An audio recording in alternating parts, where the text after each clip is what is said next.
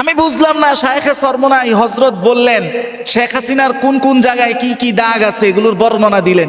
আচ্ছা হুজুর, এখন কি পর্দার বিধান হইল না আপনার উপরে, না শেখ হাসিনার সামনে গিয়ে পর্দার বিধান শিথিল হয়ে গেছে? প্রধানমন্ত্রী শেখ হাসিনার কপালে নামাজের দাগ দেখা যায়। আমি প্রশ্ন করলাম যে আপনার কপালে তো নামাজের দাগ দেখছি। হুজুর, আমি 7 বছর বয়স থেকে আমি নামাজ পড়ি। না, আপনি এখানে কোনো ক্রিটিক্যাল মুভমেন্টে পড়েছেন। যদি কোনো বাধ্যবাধকতায় পড়তেন তাহলে হয়তো সূরা বাকারার 173 নম্বর আয়াতটা আপনার ব্যাখ্যা হিসেবে দাঁড় করানো যেত। আল্লাহ বলেছেন ফামানি তুররা গায়রা বাগি ওয়ালা আদিন ফালা ইসমা আলাই। অন্তরে যদি কোনো কিছু না থাকে, যদি সিচুয়েশন কাউকে কোনো হারাম কাজে বাধ্যও করে, আল্লাহ বলেন তার উপরে গুনাহ বর্তাবে না। এই যে আপনি খোশ গল্প করলেন, কবে থেকে সে নামাজ শুরু করেছে, কোন কোন জায়গায় তার দাগ পড়েছে, এই জিনিসগুলো যে বললেন, আমার তো মনে হয় শেখ হাসিনার একটা ঘাটতি ছিল।